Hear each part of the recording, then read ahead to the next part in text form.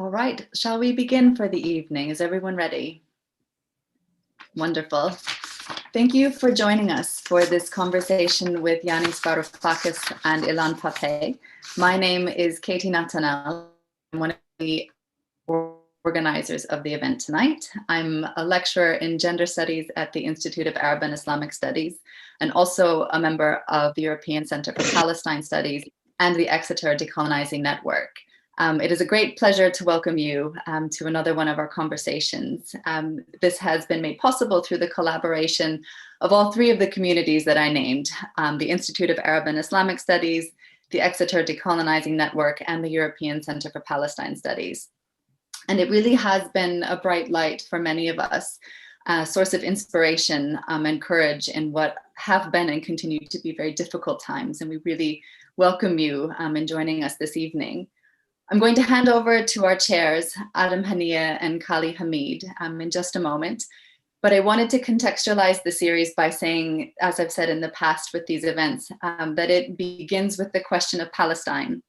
And Ilan has very generously invited his friends and colleagues, and comrades and collaborators to think and to talk with us about the major issues of our time. And these are questions of justice, international solidarity, violence, humanity, and more. But these incredible conversations begin with Palestine. And tonight we hold Palestine in our hearts and in our minds. And we remember that our roots, and also our roots, to borrow from Stuart Hall, then connect to Palestine. These are what ground us and hold us together, just as they are the product of our different journeys. So we're humbled to acknowledge this debt to Palestine and the Palestinian people tonight, and to express our gratitude and our solidarity. So with that, I'll hand over to Kali and to Adam.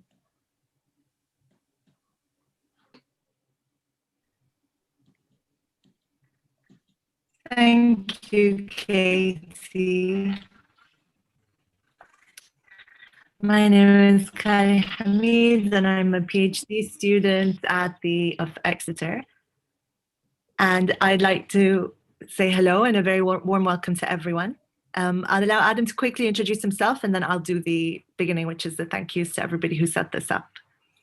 Thank you, Kali. I'm Adam Hania. I've recently joined the Institute as a professor here, and also as a joint chair with the Institute of International and Area Studies in Tsinghua University in Beijing. So this is actually my first event chairing at the Institute, and it's a great pleasure to be part of this today. So I'll hand it back to you, Kali.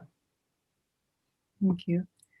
I'll start by saying again, welcome everyone, and thank you to our hosts, the Exeter Decolonizing Network, the Institute of Arab and Islamic Studies, and the European Center for Palestine Studies, for bringing us together to hear and think about the topics of crisis and disobedience today. I'll go back to what Katie said earlier, and I'll also say that in thinking also on crisis and in disobedience, I'm also thinking today about violence and the bare violence of whose life has been protected in this pandemic over the last year, the sickening attacks on the girls' school in Kabul this week, and then the ongoing attempts at ethnic cleansing in Jerusalem and the murderous war in Gaza are all sharply on my mind as we approach today's topics. I'll open our event by paying respect first to the families of those who have been killed in the acts of terrorism in Afghanistan and in colonialism in Palestine, and by affirming our solidarity with the ongoing resistance across Palestine. In this solidarity, we join also with others all around the world. I want to start the event proceedings by saying thank you to the organizers for your energy and for your dedication. And these are Aspasia Feguli, Andrea Wallace, Nehal Shaji, Laura Choksi, Riyad Ghamour, Katie Natanel, Asha Ali, Sarah Wood, Sarah Roberts, Nadia Khalaf, Sajjad Rizvi, Gareth Stansfield, and the Exeter Decolonizing Network Fellows. Thank you to all of you. Thank you to our worldwide audience for being with us today. The event will run as follows. And of course, thank you foremost to our speakers, Ilan Pappé and Yanis Varoufakis, who will start the event by holding a conversation with each other for 45 minutes. Following that, we will have 30 minutes to receive questions from our participants. And I'll pass now to Adam, who will give you some more details. Yes, just wanted to lay down some guidelines for how the event will run tonight. For those of you on Zoom, please, if you could keep your microphones muted during the event. You may keep the cameras on or off as you wish, but please do keep the microphones muted so we can hear the speakers clearly. The comments and questions, we invite you to submit these through the chat functions on Zoom and also on YouTube. And there is a hashtag that will be, I think, placed in the chat function now. Is another option of submitting comments and questions. These will be collated, and Callie and myself will be asking those questions to our speakers at the end of their introductory remarks. We do ask you, as Callie mentioned, it's been a difficult few weeks, and it's also been a very difficult year, and we do ask you to please communicate with kindness and respect, as you would in person. This is important to remember. How we speak matters, particularly at moments like this. So please do show respect and kindness in your comments and your questions and your interactions. The final thing I'd just like to note is that the event will be recorded. So you're welcome to change your name on Zoom if you wish to remain anonymous, and of course turn your camera off if you wish to do so. But we will be in the question and answers as we collate the questions and feed those questions on to our guests, that we will be using names to identify those who have asked the questions. So those are some straightforward guidelines on how we'll run the event tonight.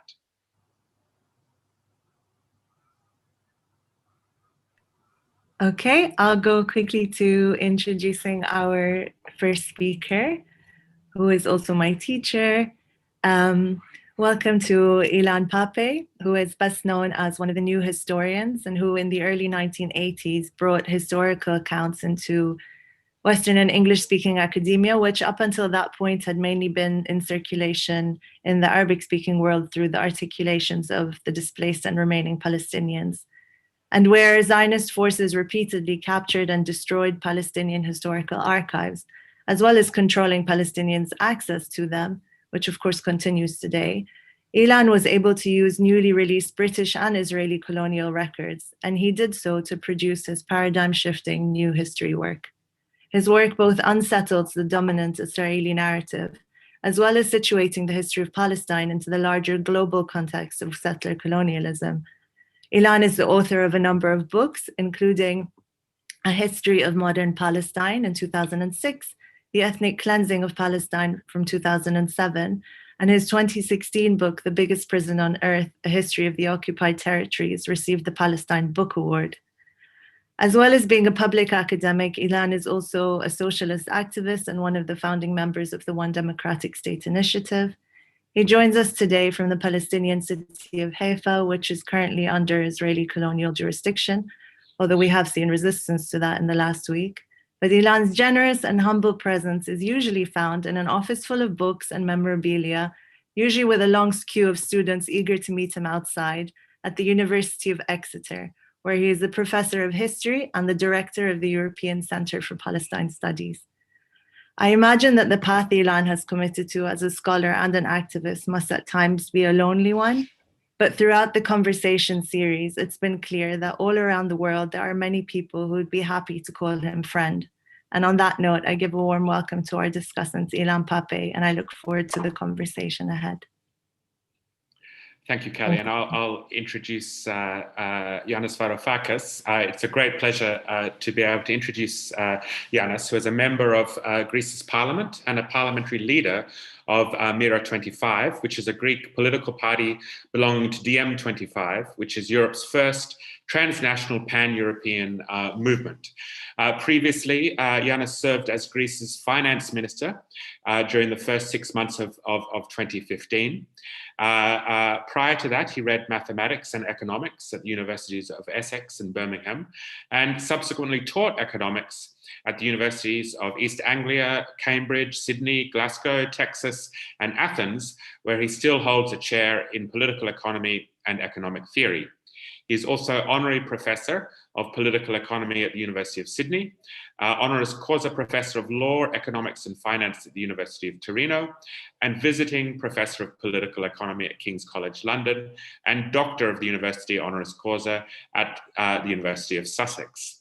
Professor Varoufakis is the author of a number of best-selling books, including Another Now, Dispatches from an Alternative Present, Adults in the Room, My Struggle Against Europe's Deep Establishment, Talking to My Daughter About the Economy, A Brief History of Capitalism, and The Weak Suffer What They Must, Europe, Austerity, and the Threat to Global Stability. And then finally, The Global Minotaur, America, Europe, and the Future of the World Economy. Professor Varoufakis was really thrust onto the public scene, and I'm sure many of us remember this quite vividly during 2015 when he was elected to Greece's parliament with the largest majority in the country and served as Greece's finance minister for the first 6 months of that year.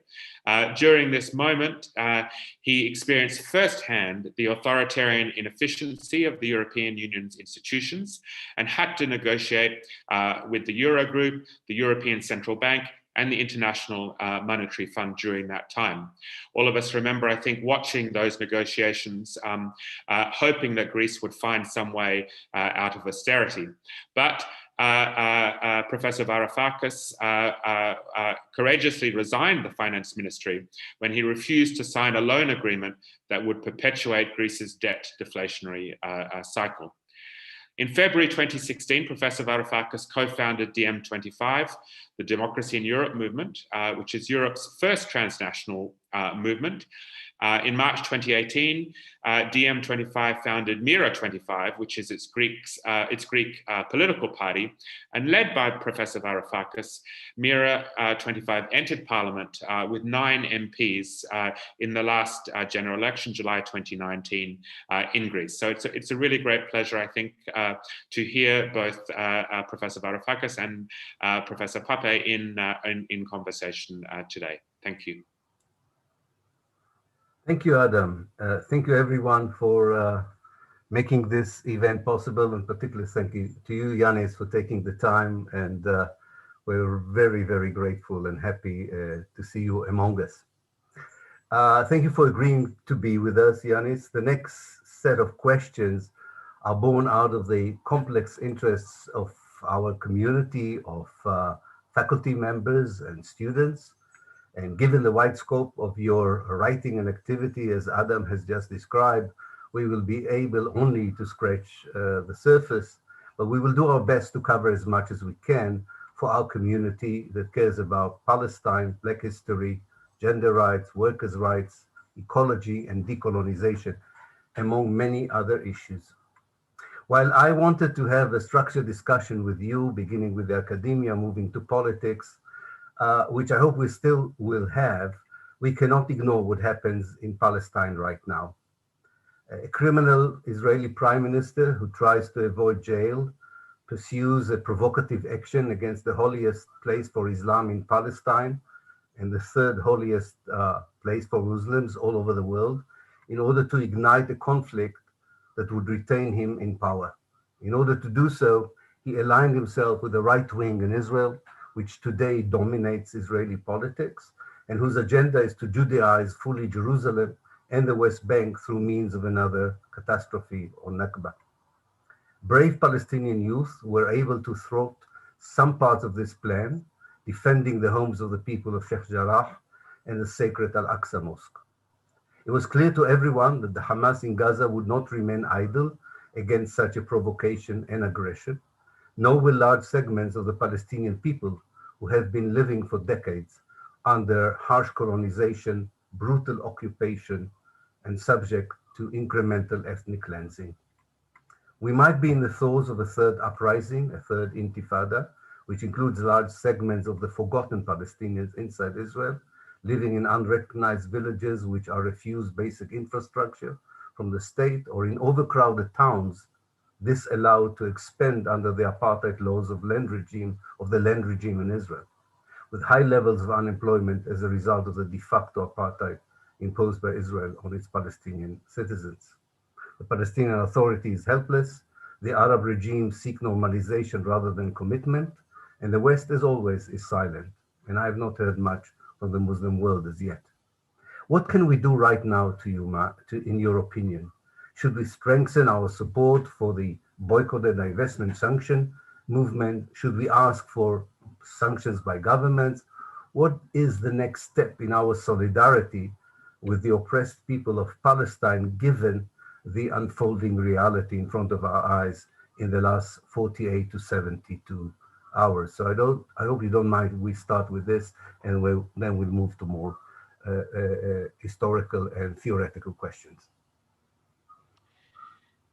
Ilan, thank you very much for not just the invitation, but for everything you've done over the years, the decades, to illuminate what is going on and to help me personally understand what's going on. You asked me, what should we do? And you listed a number of things. The answer, of course, is all of the above. We need to take this struggle for primarily informing people and also calling upon governments, shaming governments into taking a position, and not to pretend that this is some conflict between two equals that the rest of the world has the right to look upon dispassionately. I remember, let me just state this for the record, I've been following your writings for many, many years. And I remember something you wrote, I think it was 12 years ago, something like that. I kept a note of it because I have a long archive on the Palestinian question, because was it Edward Said who said that? I'm not sure whether it was Ed Said or someone said that until the Palestinians liberate themselves, Europeans and Americans are not going to liberate ourselves. And I think you had written that, and I'll just quote that because I've got it here on my screen. It seems that even the most horrendous crimes, such as the genocide in Gaza, are treated as desperate events, unconnected to anything that happened in the past and not associated with any ideology or system. This is, if you watch the BBC today or listen to Radio 4 or the World Service, it's exactly that. There is some factual reporting that so many rockets were fired from Gaza and so many bombs landed in Gaza, and this building was demolished and so many people died and so many. But it is as if, to quote again your brilliant words, it is as if the whole thing is unconnected to anything that happened in the past and not associated with any system or ideology. That is racism in action. That's what it is. The moment you take just the figures of a conflict and you take it out of the context of effectively an ongoing project that has been going on now for decades of ethnic cleansing, of pushing a native people off its land in order to effectively wipe the slate clean. The moment you're allowed to get away without any comments on this underlying project that is focusing only on the events, that is when you become complicit to the crime that is being perpetrated. And you can see that in Germany, for instance, which is a country that is populated by people who are desperately trying to escape a dismal past by being politically correct. You can see that today there's zero information regarding what's going on, how it started. Nobody in Germany that I know of, very decent, very good people, knows that this latest cycle of violence, of conflict, began when dozens of families were threatened with expulsion from their home and the dynamitizing of their buildings. So we need to do so much at every different front. But let me now wear my Greek political hat just for a moment to convey to you and to relate to you my desperation, my deep sense of shame and foreboding. You will recall, and it was mentioned in my introduction, that in 2015, I became part of the government here in Greece. It was the most progressive government probably in Europe. We were the result of massive demonstrations in 2011, the equivalent of Occupy Wall Street, the equivalent of the Indignados in Spain. A broad coalition of progressives gave rise to a movement that in the end took a small party of the left, of the former Euro-communist left, from 4% and gave us 40%. And we stormed the citadels of power. We became the government. Part of our agenda was solidarity with the people of Palestine. Anti-racism and fighting every form of racism, including, of course, primarily anti-Semitism, but solidarity with the people of Palestine. For 6 months, we put up a tremendous struggle. The Greek people rose to the occasion and very courageously increased their support of us from 40% to 60%. And on that night, my then comrade and prime minister surrendered to the powers that be. The powers that be were the representatives of the international oligarchy, the International Monetary Fund, the European Central Bank, the European Commission. Now, why am I telling you all this? Because one surrender brings on another. Within weeks after my resignation, after that surrender of our government, which was supported by people who had shown remarkable solidarity to the Palestinians since the 1980s and before. Yasser Arafat, when he escaped Beirut, if you remember back in the early 1980s, found refuge in a very welcoming Greece.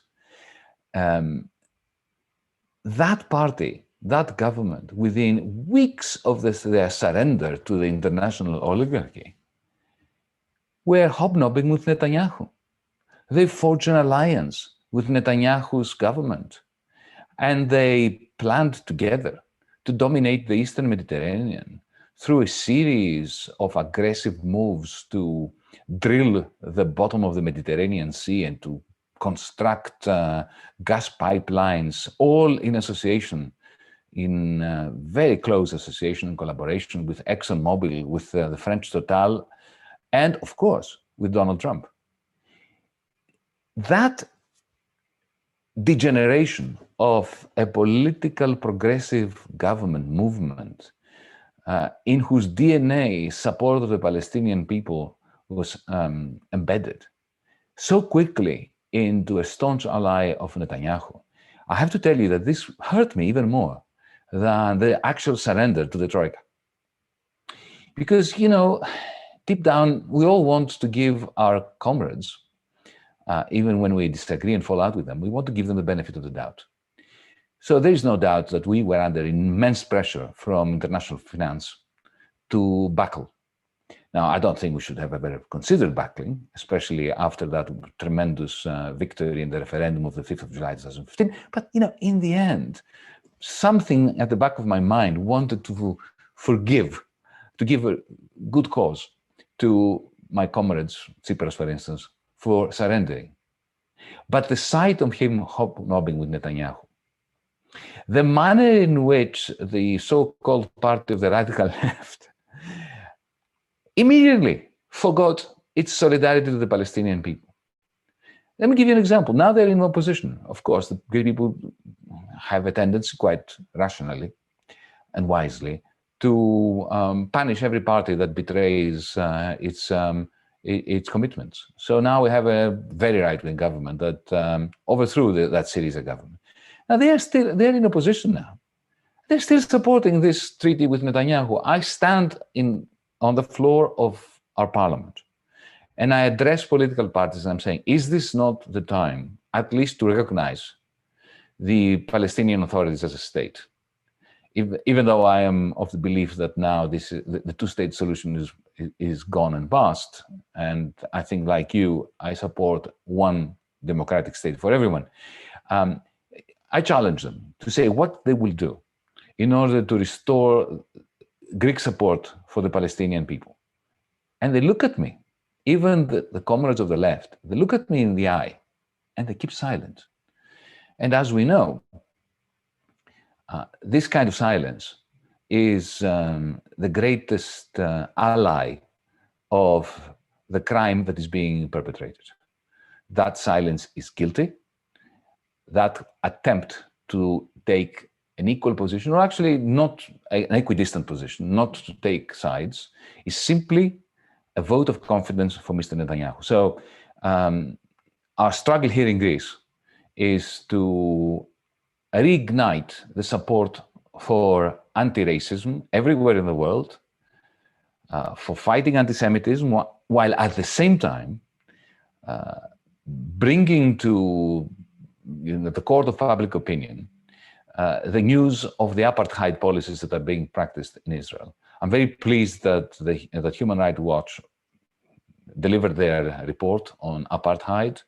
I feel personally indebted to B'Tselem and to other comrades in Israel for bringing up the question of apartheid.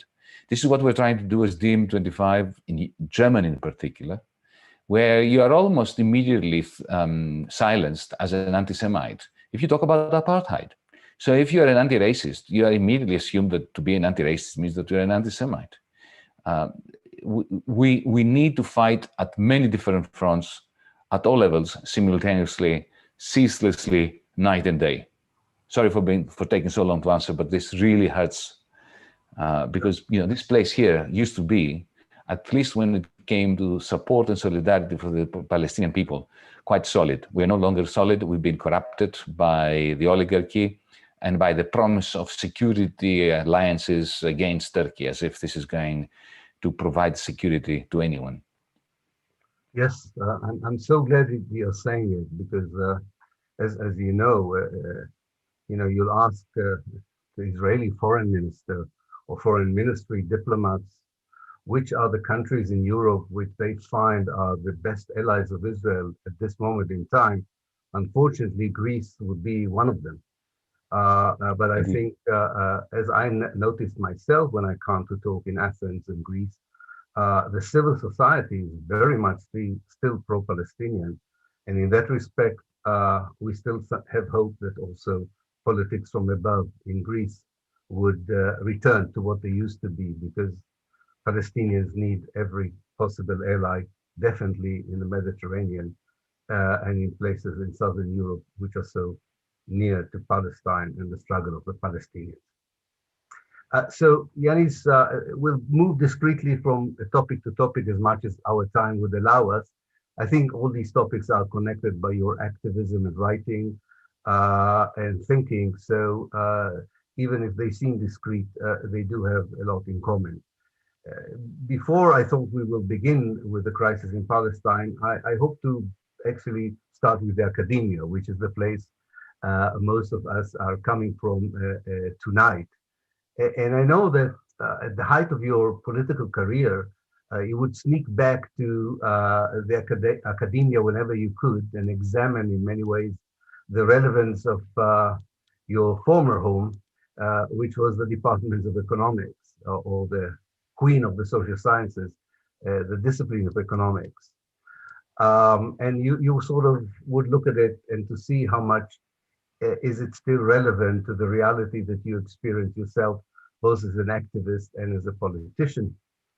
So it seems that ambiguously, while you were happy to be in a comfort zone, at the same time revisiting your so-called sanctuary filled you, if I understood correctly from what I read and heard, filled you with frustration.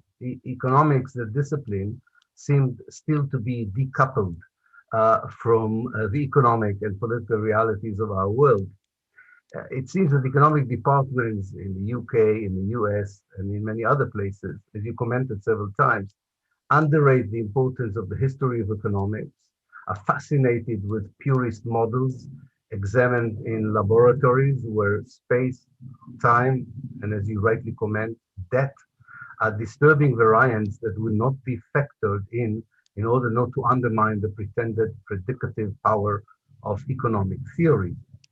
The fact that these experts teaching economics have dismally failed again and again in providing any valid prediction, in particular on the eve of big spasms in the capitalist system, mainly by disregarding ethical and ideological consideration, which are tainted as disruptive to scientific research, did not seem to change much in the way economics is taught or researched until today. As a historian who is aware that I can easily argue and counter-argue with myself and others with the very same facts, realizing that the different versions of narratives would stem primarily from external factors, such as my moral positionality today, I can fully empathize with the humble recognition that economics, like the discipline of history, are not sciences. While both disciplines have crucial elements of empirical study, facts, methods, and models, the end product, prediction or historical analysis, is the outcome of non-scientific elements, such as much as it is of the empirical evidence gathered from the laboratory or the archives. This is a position which is not easy to adopt. It invites politics, ideology, ethics, and morality to enter our world of scholarly work through the main door, and not claim to be successfully blocked in the gates of the university by academic apparatuses. Such an invitation is still regarded as a heresy in many academic circles, either because people believe it is still possible to be objective, or because such a stance could dry our funding for our research from governments unwilling to support research contradicting their policies, or corporations reluctant to fund research that undermines their interests. Am I presenting a position that you can identify with? And if you do you see any hope for the discourse of plurality rather than the discourse of proof as being able to guide future research and teaching in economics in particular? Do you see any change in the way economics is being taught, researched, and what kind of change would you like to see still going on in the part of academia that deals with economy, political economy, and so many other issues that you were familiar with, both as a politician, as a theorist, and as an activist? Absolutely. I wholeheartedly endorse your take on economics. I would take it further, and I will in a minute. Do I see any prospect of economics, academic economics, becoming more civilized and more relevant? No, I don't. And I'll explain that as well. When it comes to what should be done, how should economics be taught? I'll answer that question first and then go to the beginning to explain why we are in the state of play that we find ourselves in. What I think we should do, and this is what I try to do in undergraduate teaching, year one, semester one, which I think is so important to get them when they're young, because if you don't, then mechanism will, is to teach the parallel evolution of capitalism and of our ideas about capitalism, to teach those two as two parallel paths, to explain, why did Adam Smith write The Wealth of Nations in 1776? Why wasn't it written 100 years before? So you start talking about the historical necessity of throwing light on events that seemed absolutely indecipherable. Like, for instance, the decoupling of political power from economic power. Suddenly, some people had huge power economically, but they didn't have any political power. The merchants, the first industrialists. Then to explain, why did economists like David Ricardo suddenly turn against landowners, even though they were themselves the landowners, the invention of the concept of economic rent. Why did Karl Marx become Karl Marx? Why was he writing about the fluctuations of the economic cycle in volume 1?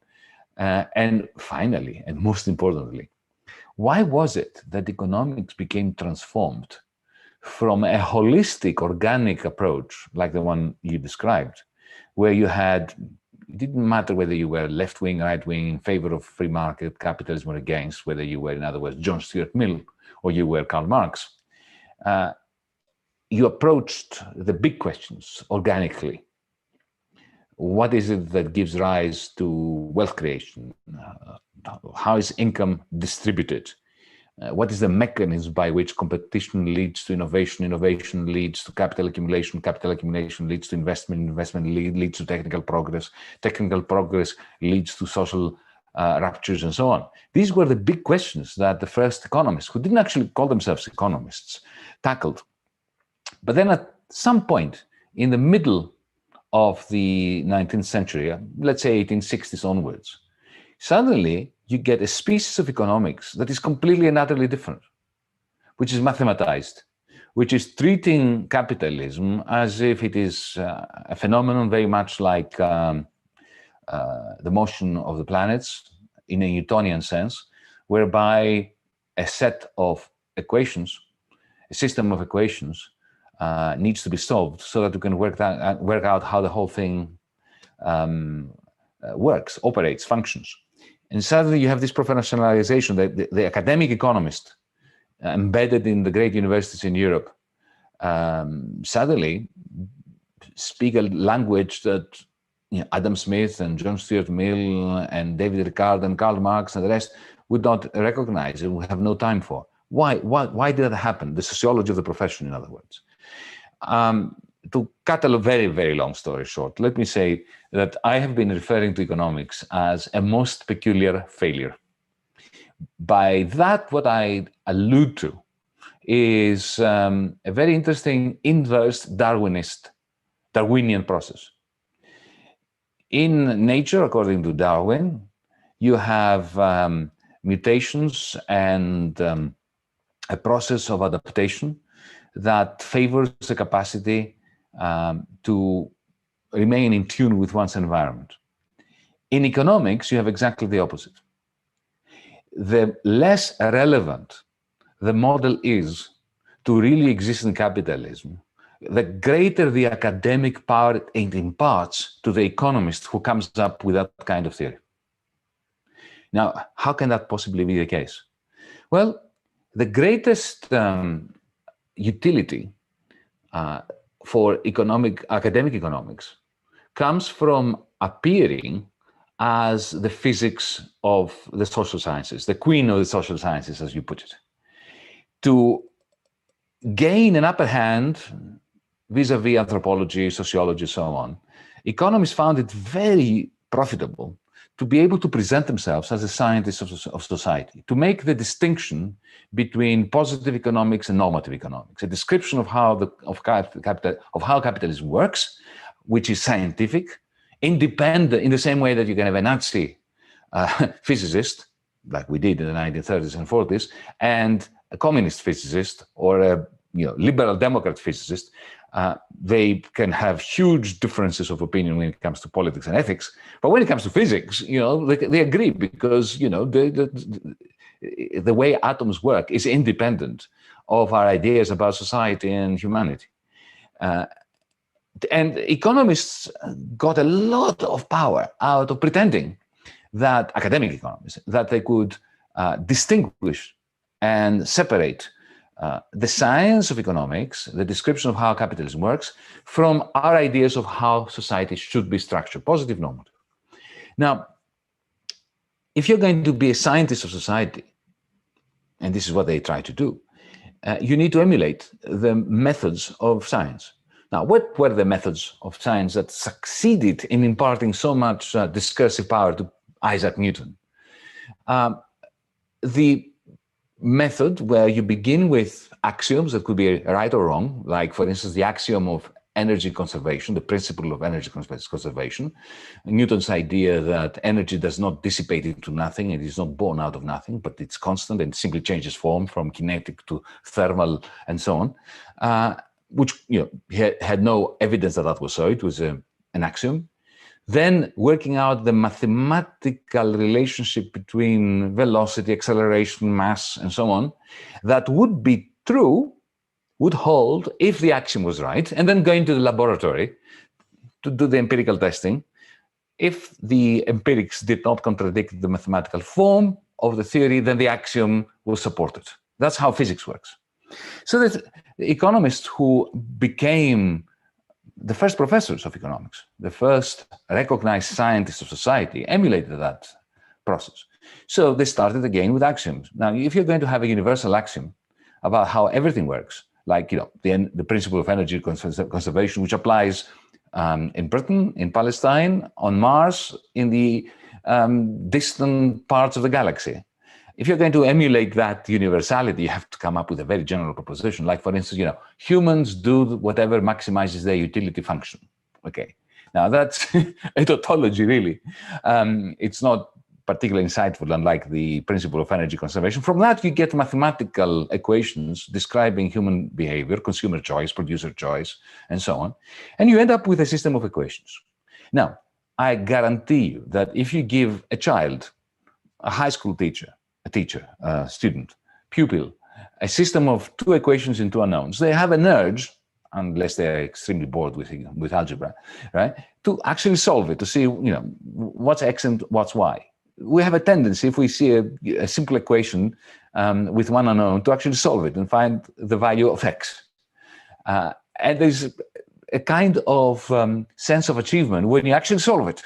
So a system of equations immediately creates a psychological urge for us to solve it. Now, the problem with the systems of equations that capture the capitalist economy, equations that have variables such as prices of things, including the price of labor, which is the wage, the price of money, which is the interest rate, and quantities, tons of tomatoes, potatoes, the quantity of money that is being demanded for investment purposes. All these are quantities. So you have equations, demand and supply. Demand is one side of the equation, supply is the other. To equilibrate, can we find the prices and quantities that solve this? In other words, can there be an equilibrium in the capitalist market that would make everybody as well off as they can be without making anyone else worse off? This is the principle of optimality, of efficiency. Now, the problem is that to solve any such system of equations, you have to make assumptions which spectacularly push you away from reality. Let me give you an example of an assumption that you have to make. There is no time, and there can be no time. Because the moment you allow time to seep in, then changes are being made that make the system of equations impossible to solve. So you make all these assumptions because, let's face it, you have PhD students. If you were an economist, an economics professor, your PhD student, you would only be able to get the thesis defended properly as an economic theorist if, after having specified a system of equations that captures the market for oil, the market for whatever, or all markets at once, a general equilibrium, the only way positing a system of equations is not enough. They have to solve it. By having this need to solve it, and institutionally, otherwise they don't get the PhD. They don't get published in the good journals once they have their PhD. They don't get their lectureship once they get published. There is an institutional drive to close the model, to solve the system, to introduce, in other words, assumptions, axioms that remove this whole system of thought totally from really existing capitalism. Really existing capitalism cannot survive without time, for instance, right? So they need to remove that essential aspect of reality, of capitalist reality, in order to create a model of capitalism. That's why I call it a most peculiar failure. The more successful they are at distancing the economics from capitalism, the greater their capacity to get tenure in the good schools. And once they get tenure, then they get very cushy research projects and commissions from the financial sector. And what fascinated me back in the 1980s and the 1990s when I was studying all that was that the very same unrealistic axioms that are necessary in order to complete one's academic career were the very same assumptions that financiers used in order to close their financial models, the models behind the construction by Lehman Brothers and Goldman Sachs of the derivatives that blew up in 2008. So the more anti-scientific, in a sense, you were, in order to solve your scientific mathematical models, the more you distance yourself from really existing capitalism, the more successful you became as an economist, the more money you brought to the economics department, the greater the opportunities of getting a Nobel Prize in economics. That is a most peculiar failure. It is as if there is a whole system of incentives designed, as if designed. I'm not saying that there's a conspiracy, nobody designed them. It's a priesthood that reproduces itself through those particular practices, practices that lead to the permanent and unbridgeable, irreversible disengagement between economic theory and really existing capitalism. Now, is it any wonder that when 2008 happened, the Queen of England asked the members of the Royal Economic Society, why didn't you see it coming?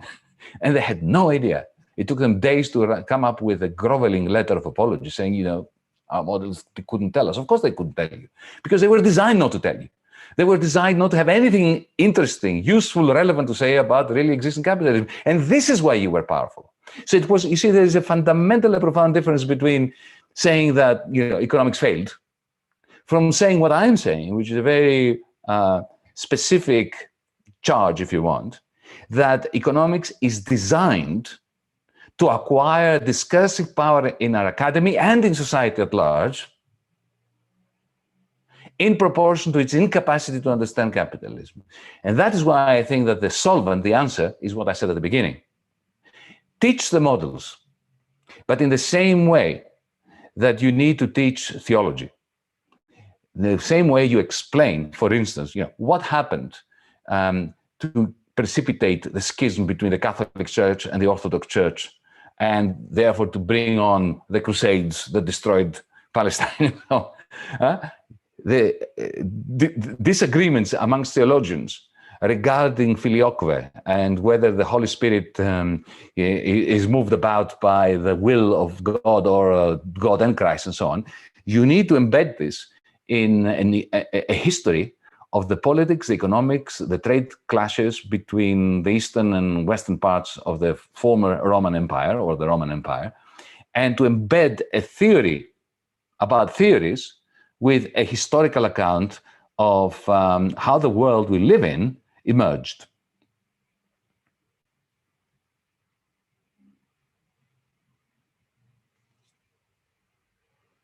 You are muted, I think, Ilan. Sorry.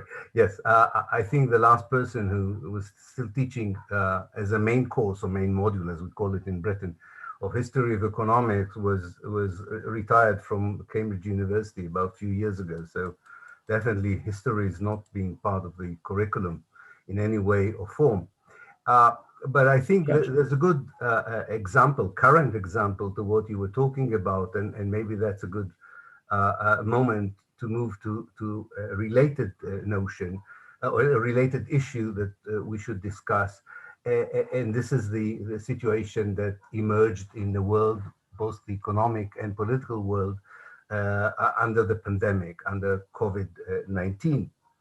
And in a dystopian mood, some of us fear that what you call rightly techno-feudalism is collaborating now, or even maybe replaced or augmented by bio-feudalism, pharmaceutical giants developing research with the taxpayers' money, producing and selling solutions paid by taxpayers' money in the name of public health and under the panic of the pandemic.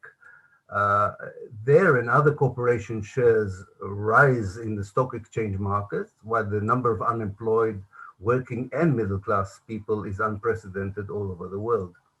The same is true about companies that produce surveillance products. Now, what is your antidote that might help see the pandemic reality as a moment of hope rather than despairing about it? An optimism that would maybe justify the question mark that you have put on the title of your wonderful book, and the weak suffer what they must. You have put there a question mark. So maybe the weak don't have to suffer in a way. So do you see a ray of hope out of the reality of the pandemic in terms of world economy, global economy, and the near and maybe the more distant future in this respect? Always. I always see hope wherever I look. I'm not optimistic because optimism is the poor cousin of hope, but I always see hope, whether it was the 2008 crisis, this pandemic. Hope is everywhere, wherever you look. When you look into the eyes of the young who are resisting climate change, trades unionists rising up in New Jersey, in Bangladesh, against Amazon's working conditions, hope is always there. But I think just to answer your question directly, the antidote to this globalized techno-feudalism, and by the way, the biofeudalism is part of techno-feudalism. I'm not simply talking about digital technologies. I'm talking about the capacity of high tech, whether it's bio-high tech or digital high tech, to aid and abet the creation of a new kind of feudalism. I'll come back to this in a moment, but the antidote is democratic international movements, internationalist democratic movements. Some of us have come together, actually it was a year ago today, in what we call the Progressive International. Bernie Sanders and I kickstarted that in November 2018 in Vermont. Now it has been taken over by movements from around the world, from Africa, from Asia, from Latin America, from the United States, here in Europe. And for me, that is a great source of hope. Because let's face it, Ilan, the bankers and the fascists have internationalized. They understand very well, they understand fully the power of solidarity. They are very solidaristic to one another. Modi, Salvini, Le Pen, Trump, Bolsonaro, Netanyahu, they love each other, they show it, and they are completely solidaristic to one another. Similarly, if you go to Davos, not that you should, or you will, I'm sure you will find people sitting around the table, bankers from different countries, from England, from Switzerland, from Thailand, from Nigeria. There's no racism, there is no discrimination amongst them. They're like brothers and sisters. Well, isn't it time that internationalists do the same thing? Just one brief explanation of the term techno-feudalism, the way I understand it. You see, at the beginning of the 20th century, the rosy view of capitalism as a competitive village-like marketplace in which the baker, the brewer, and the butcher, these are the three iconic figures featuring in Adam Smith's account of free markets, had already been sidelined by the large corporations, the networked firms of Thomas Edison, of Henry Ford, and so on. We had already moved to what Rosa Luxemburg and Lenin and others refer to as monopoly capitalism.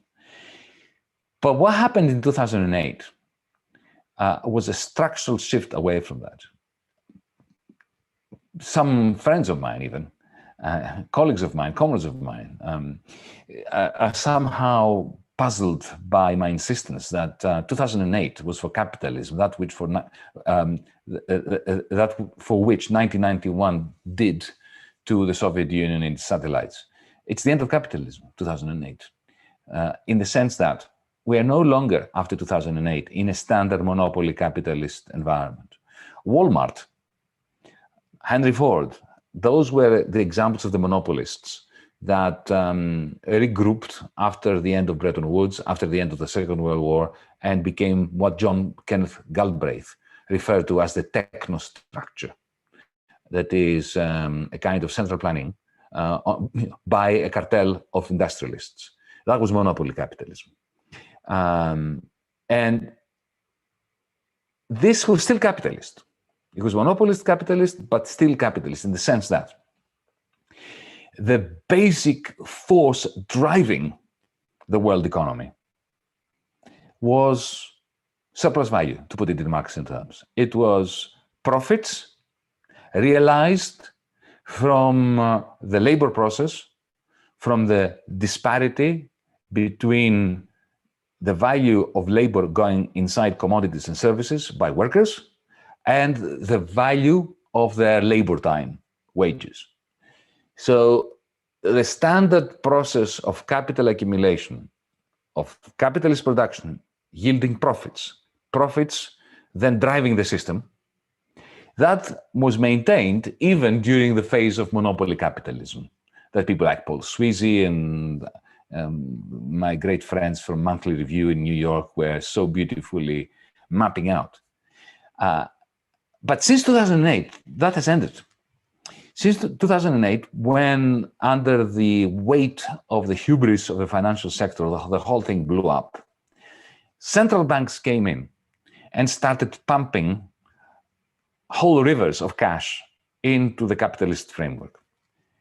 They wanted to make this temporary, to refloat the financial sector, but in refloating the financial sector, practicing what I call socialism for the financiers and huge austerity for everyone else across the world. What they did was to zombify corporations and banks.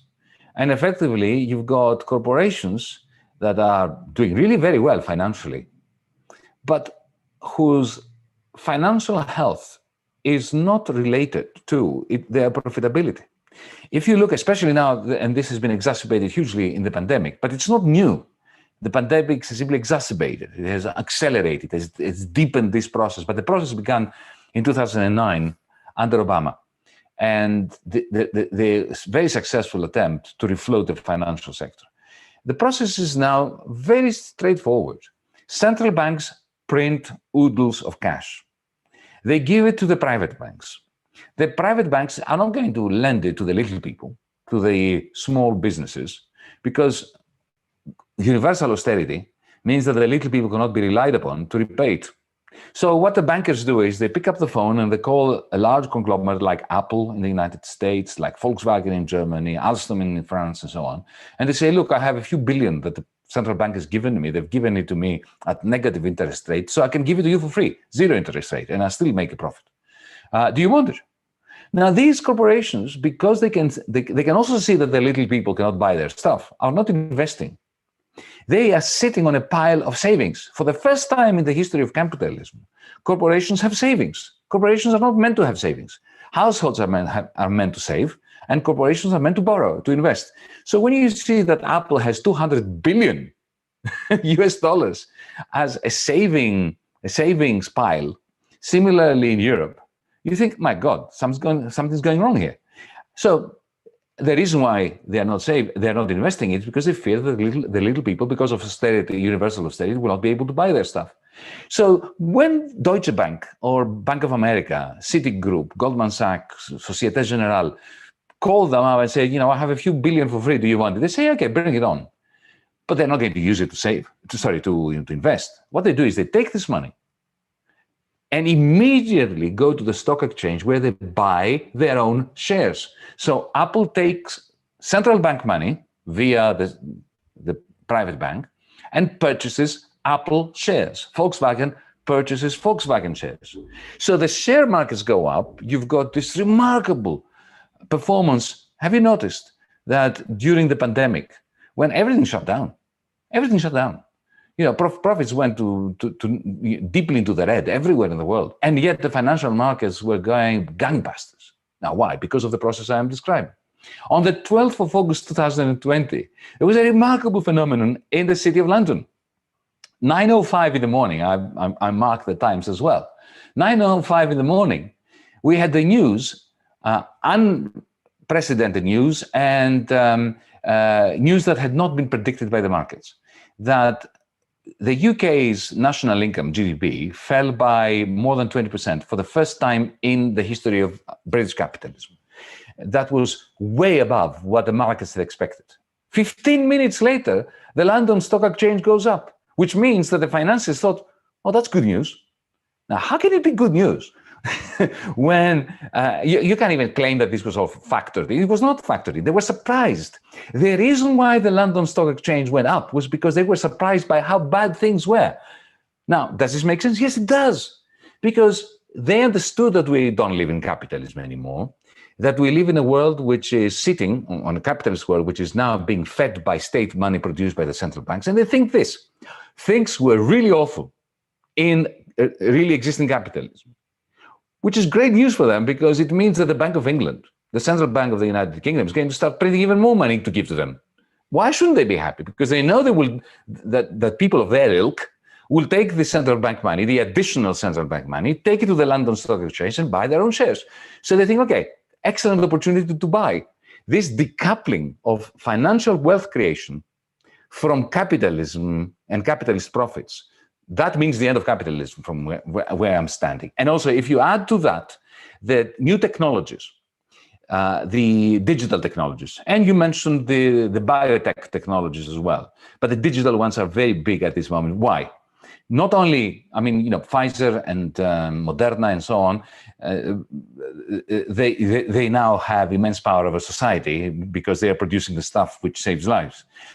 But there is an even more grotesque power by digital platforms like Amazon. The moment you enter Amazon, you exit capitalism.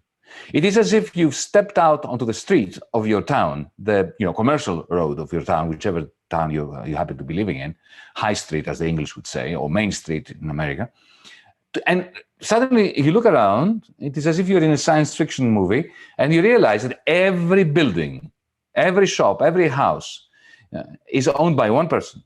That whatever is being offered to you to purchase has not been produced by that one person, but it is being controlled by that one person. It's sold to you by that one person who determines what you can see, what you can buy, at what price you can buy it.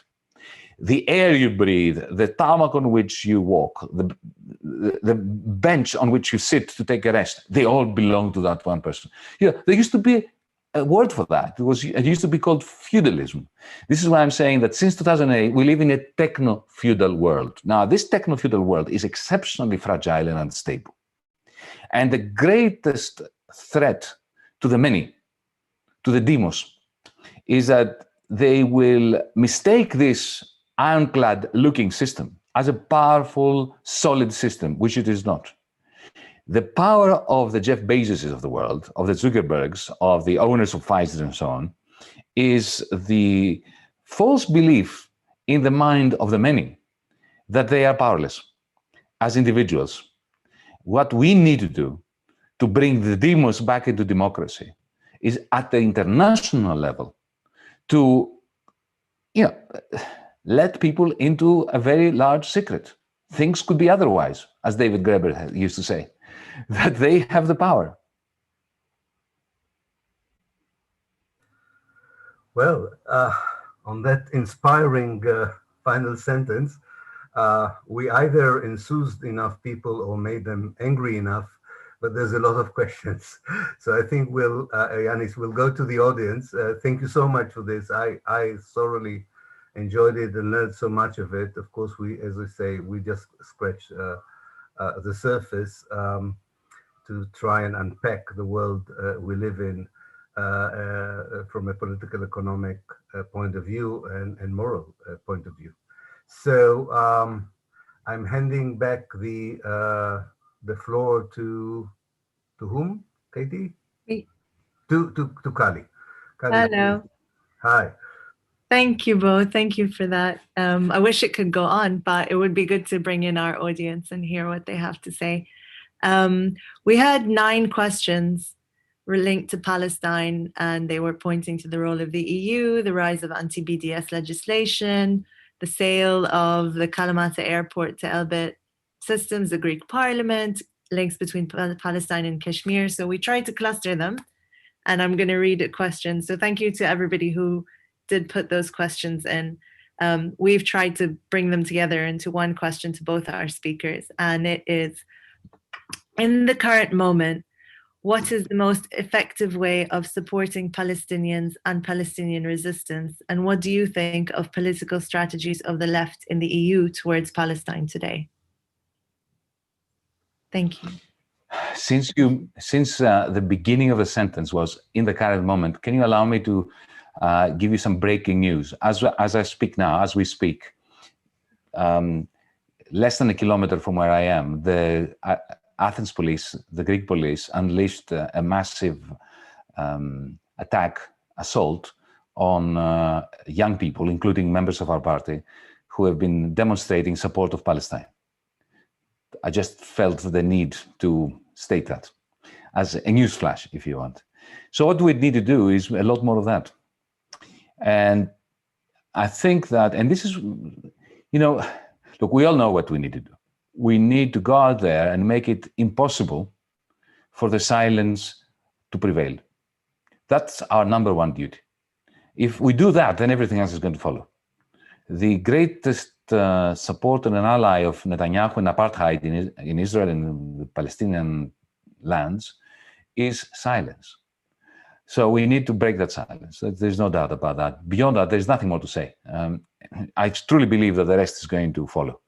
But here I need Ilan's counsel and advice.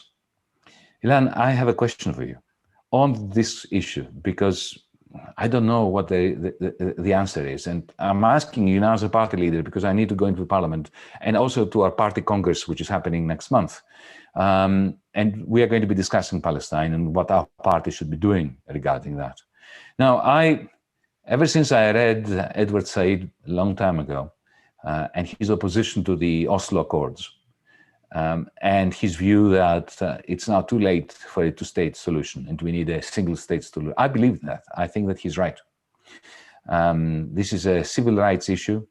As a European, I want a democratic federation of Europeans. I don't want borders. And in a place as tight, geographically tight as Palestine, to me, it seems very difficult to imagine two states that are worth having. I mean, we could create two states, but I'm not sure they will be progressive states, freedom-loving and democratic states. So, do I propose to our party congress on the 4th, 5th of June that we support a single non-religious secular state in Palestine? Because I have, Palestinian comrades here in Greece who say, but you don't want to extinguish our aspirations for a Palestinian state. I need your support, your advice on this, Ilan. You're right. It's a conundrum, because on the one hand, those who are representing the Palestinian people, whether it's the PA or Palestinian members of Knesset in Israel, or officials who are still connected to the PLO, still support the two-state solution.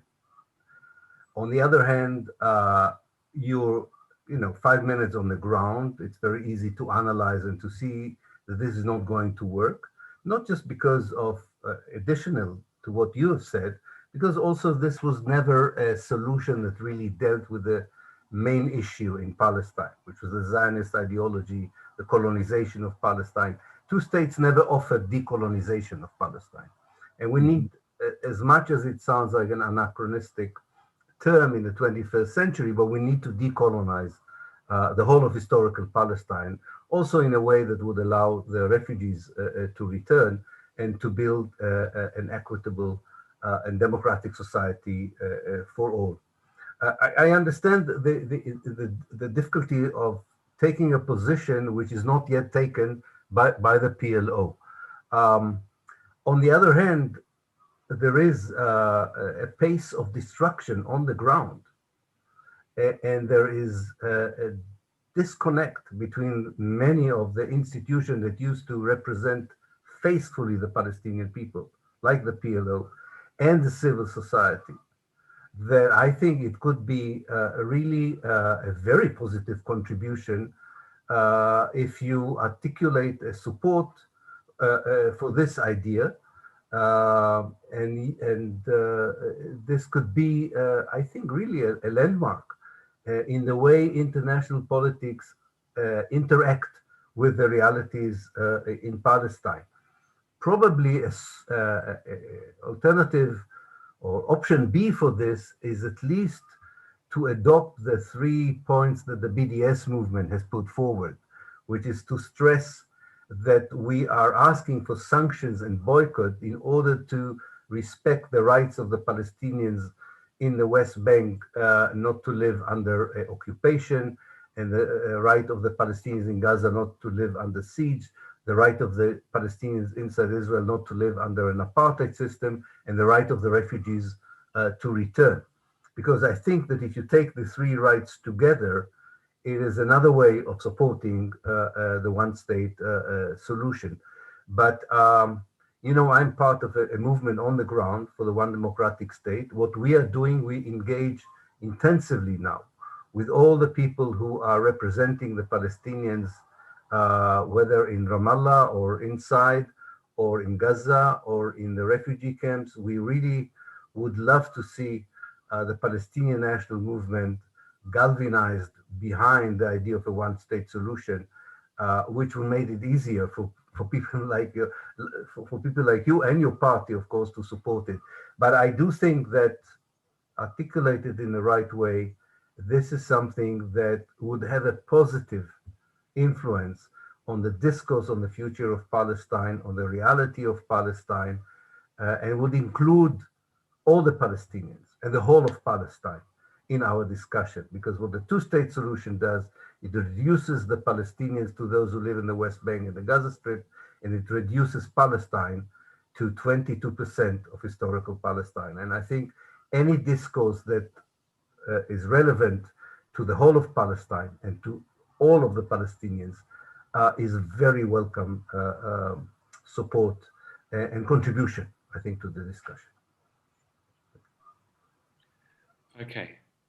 We have a next question, which is coming from Abed Khawaja on Zoom. And Abed is asking a question to Yanis around the way that university economics is taught. He notes that Professor Richard Wolff once commented on his own education, economics education in the United States, and said that the top universities, basically, the economics education is extremely politicized, and you have students graduating from these institutions who have never studied Marx. And Abed's question is, is it possible to ever fix this problem? It's far worse than that. Far worse than that. I remember, 7 or 8 years ago, I was external examiner at the University of Cambridge in one of the colleges. I won't mention which. And you know, my job was to assess the quality of education that those great undergraduates received in economics. And I was aghast to find out that at the University of Cambridge, the answer to the question that I put to the students, which was a ridiculous question, how many of you have read any Keynes? Zero. Graduates of economics from the University of Cambridge, Keynes's university. Marx, Keynes, they haven't read of. They don't read anything. And you know what? Even the new members of staff, the people who swear in the name of Kenneth Arrow, of Gerard Debré, the greats of their own economics, I doubt they've read Arrow or Debré ever. You know, now they do. You know, we are in an academia, in an economics academia, that punishes people for writing books and for reading books. I remember I was actually applying for a job many years ago, and I was told that my CV is very good and they wanted to give me the job, but can we take the books out that I've written from my CV? I said, what? And they said, well, because you see, you know, there will be people on the committee who will consider all this time you spent on writing books as being out of focus. And the focus that they wanted was articles. So they read articles and then they reproduce them and they write articles, and it's all a self-referential, pointless merry-go-round. So, you know, it's an intellectual free zone, economics departments these days. If people are intellectuals, they are being intellectuals despite of their economics position. And let me give you another piece of information that you may not have. All those fantastic mathematical economists that got the Nobel Prizes. You know, if you go to anybody, any financial engineer in Goldman Sachs, and you say, okay, mate, now, what is your model of the world, of capitalism? They will say, Arroyo de Bre. This is what they will say if they are schooled at all, if they know anything about economic theory. Their own economic theory, the mainstream, you know, liberal establishment economic theory, they will mention Arroyo de Bre. Now, what they will not tell you, because they don't know it, is that Kenneth Arrow denounced anyone who uses his models in order to explain capitalism and to do policy on that. I remember Kenneth Arrow, you know, that great doyen of the establishment of academic economics, in a seminar in 1991 at the University of New York, NYU. It was a small seminar room. Ken came in and presented one of his mathematical models, extremely complicated, wonderful man, fantastic presentation. Aesthetically, the mathematics on the board were beautiful, right? So he goes on from one equation to the other. And there is one of the younger professors from NYU and says, Professor, equation 3a dashed makes me think that perhaps when we are taxing business, we should be taxing using this tax system rather than that tax system. And Ken stops and looks at him and he says, my dear young man, or something like, he was quite condescending. He said, you're confusing that which is useful with that which is interesting. This is interesting. It is not useful. If you try to apply it, you're going to do a lot of damage to a lot of people. So, you know, it's like the Pope not believing, not being faithful, all right, but going through the motions. And then coming out even and saying, look, I don't believe there is a God, right? But the second-rate cardinals being exceptionally polemic and, you know, Spanish Inquisition-like believers. This is the tragedy in economics. Now, the additional tragedy for students of economics is that, especially in Britain, I hope that this is not the case in Exeter. I'm sure it is not the case at Exeter University, right? But it is definitely the case in places like the LSE. They buy CVs. They cannot compete with Harvard and Yale for the publication record of professors. They cannot give the same salaries. So what they do is they say to somebody with a very good CV from the perspective of mainstream economics academia, you know, here's a full-time salary. You don't have to be here for more than 3 weeks a year. So the students never get taught by the person who's actually come up with the theory, who usually doesn't, because they're smart people, they don't believe in the theory's applicability to really exist in capitalism. So they end up with a precariat lecturer, somebody who has been teaching 30 hours a day and goes through the motions of teaching the stuff, and, you know, who won't get tenure and who is a proletarian in the university system. That is how academic economics operates today, and it is a damn shame.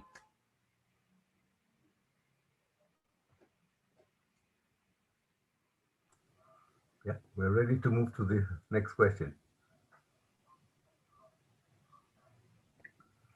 Okay, I guess this will be our closing question then. So maybe a quick note from the both of you. The question, there's two questions on the pandemic. One from Noor K and the other from Zohar Yanovici, both on YouTube. And they ask, does the pandemic and vaccine nationalism facilitate a huge transfer of wealth from the poor to the wealthy?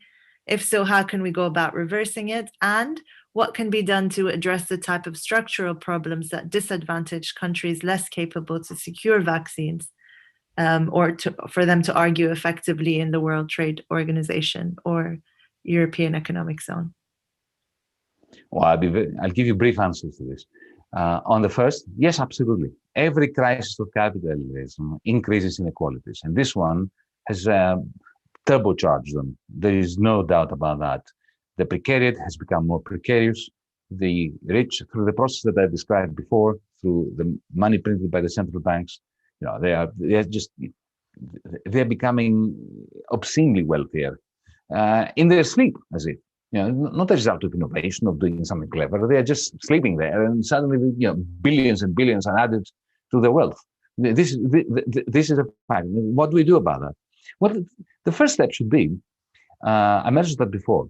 Imagine if already we've seen a little bit of that with Trump first and Biden more recently, giving checks of dollars, thousands of dollars to individuals.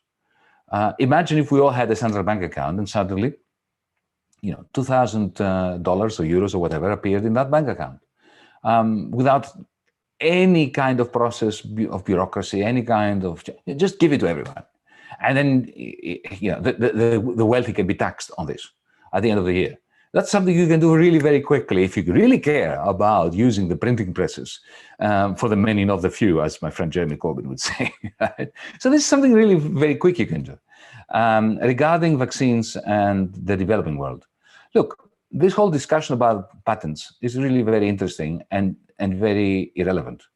Because even if the patents were to, I want to see the patents be released. To go back to what we had in the 1950s with the polio vaccine, whose inventor gave it to humanity as a free good, which is public good, which it should be. But even if today Pfizer and Moderna and AstraZeneca were to give away the patent, a factory, a pharmaceutical factory in India or in South Africa, it would take them 18 months to produce a first vaccine. By that time, thousands will have died unnecessarily. For me, what is absolutely essential is, again, I go back to the fact that if you look at the money that is being printed as we speak by all the central banks, it's just, a million times more than what is necessary in order to pay for the vaccines. If you're printing all this money, well, give it to those multinationals to buy huge quantities of vaccines and spread them around the world. Do it today. Because I think that the most revolutionary policy is not one that simply sits back and says another world is possible and expects, the socialist revolution to happen, and then afterwards we will solve the problems. The most revolutionary policy is to point out to people out there who are not interested in our visions about socialism and another now and utopia and so on. They are struggling to survive until the end of the week, to show to them that within the current circumstance, the current system, the powers that be could actually have a vaccine in their arm tomorrow, without socialism even, or without even social democracy. Just, they are printing all this money, just pay it and send it to them. Because only when they realize that things could be very different, even today, under the present capitalist techno-feudal system, call it what you may, only then will they revolt. I know that we are running out of time, Kadi, and you said this is the last question. So maybe I will just end by, again, mentioning Palestine in this connection. And I think part of what we discussed today, Yanis, is about the ethical dimension when we talk about biofeudalism or techno-feudalism and the way the pandemic has exacerbated existing disparities in society. It's good to remind us that another kind of very ugly aspect of this whole crisis when it comes to Palestine is the way that Israel is using the question of vaccine in order to impose another kind of oppression on the Palestinian, either withholding it or not giving it, or creating a link between getting it and so-called good Palestinian behavior is another callous aspect that we should remember, even if today we are, and rightly are, grieving for the attacks on Gaza, on Jerusalem, and so on. The kind of techno-feudalism that Yanis is talking about is supporting the oppression of the Palestinians, and that's why we need to work together, political economists, historians, and activists, to expose the full picture, how the global economic system and the particular oppression of the Palestinians go hand in hand. And therefore, Yanis, your initiative with Barney Sanders and so on shows that only a global solidarity really movement will tip the balance in places such as Palestine and beyond. And I hope we will all be able to contribute in our way to such an international what I called antidote, or an alliance that challenges the kind of alliance that makes our life miserable, impossible, and oppressive, and believe in our power to change that reality. Thank you, Yanis, for taking the time, and thank you, everyone else. I would leave it to Kali to conclude the meeting, and thank you again. Okay, I'll to Adam. Sorry, that's Adam. Okay. That's okay, Ilan. Kali is my student, so I have so that's my problem. Yeah, okay. I want to thank everyone, especially Ilan and Yanis, for a really fascinating discussion. Apologies to everyone who's asked so many questions that we couldn't get to. Hopefully next time we can have Yanis, as Gareth pointed out, in Exeter next time. But thank you to our audience for those great questions. And of course, again, echoing on behalf of myself and Kali, all of the organizers of the event today. So if you want to hear, re-listen to this event, it will be available on the YouTube page of the Institute of Arab and Islamic Studies and the Exeter Decolonizing Network very soon, I think tomorrow. The next event in this series will be a conversation with Nadine Al-Anani, who is a legal scholar at Birkbeck University and who works on migration and refugee law. Nadine is the author of a new book called Bordering Britain, Law, Race and Empire, and she will be in conversation with Ilan on Thursday, the 27th of May, 6 to 7:30 p.m. British Standard Time. So thanks again to everyone who participated tonight, and hopefully we'll see you at that next event. Thank you. Thank you very much. Thank you. And good night, good morning, good afternoon, wherever you are. Goodbye. Thank you.